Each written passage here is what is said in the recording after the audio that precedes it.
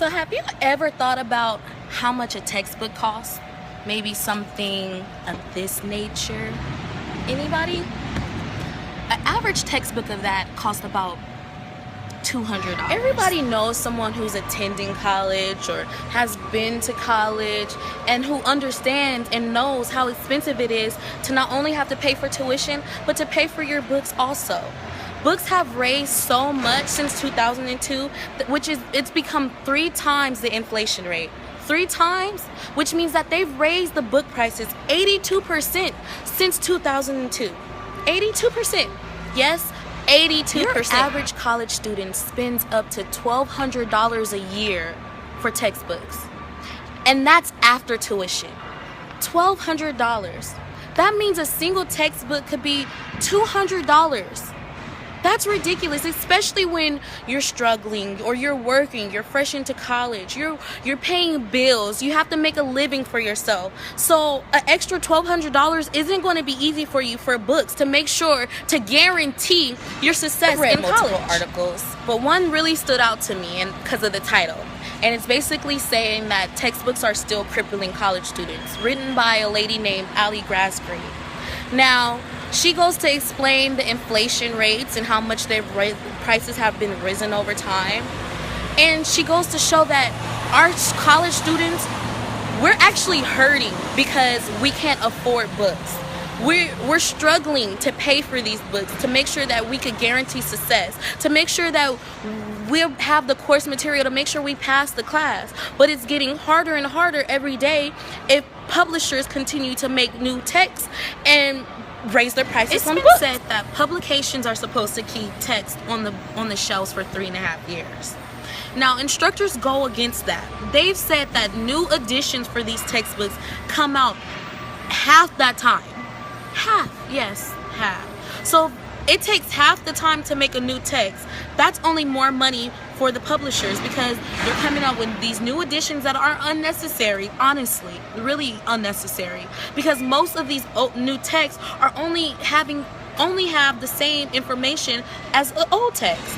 Just a little tweak or a little different here, or maybe add a little picture here, or maybe a CD-ROM into the text now, which publishers find it easier to raise the prices. With that being said, now you can see why it's so hard for students to find used books, because publishers are pumping out so many new editions that there's no point to have the used books anymore, and people are buying them up, making it unavailable for students to buy, which are pointing towards having to buy this $100 to $200 book. I remember my first semester at Cal State Dominguez.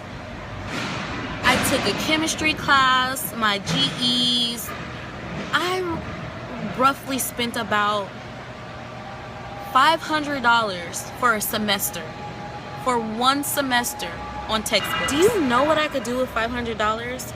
In my adult age now, my car note is $500. My car note, yes. So imagine spending something that is a necessity, like a car note or a bill or a mortgage, rent, something of that nature. Taking that money that you could use for that to spend on a book so you could get a better education.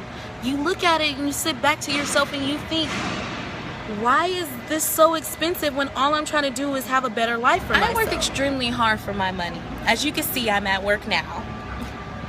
But to have to take that money and worry about how I'm going to pay for something that I need, like a certain course material or something, that's the last thing I want to worry about, is spending my paycheck on a textbook.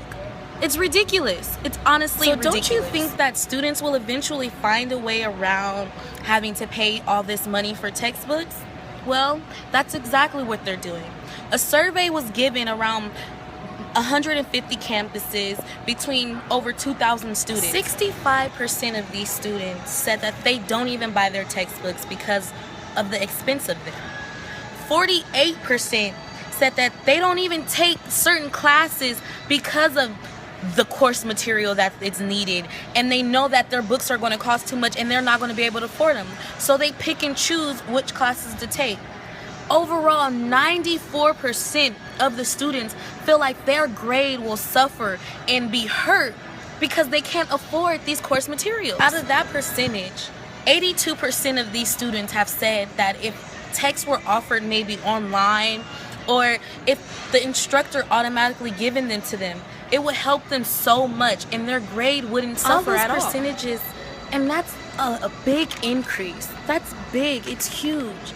If 94% of these students feel that their grades will suffer, don't you think that the best option there is to just go ahead and offer free text for these students so they could be successful in college? After all, we're going to college to not fail, but to succeed, to get somewhere in life, not be stuck at FedEx for the rest of our lives, but doing something that we love, doing something that we enjoy. And college is the only way that we could get through that, or get to that, I should say. And how can we get through that if we're constantly hindered by textbook prices? Think about it. I've had the experience of having to pay those prices for texts from Cal State Dominguez to Long Beach City. But now I'm at a college, a private college named Fremont, where they actually offer you your text. Well, not offer you, but they give you your text for free. Yes, you are paying a lump sum for your tuition, but overall, they want you to succeed. So giving you the text, that's the best way to do it. So colleges should really look into it, because colleges will want all their students to succeed, not see us over and over and having to take courses multiple times because we don't have the materials needed to pass this class.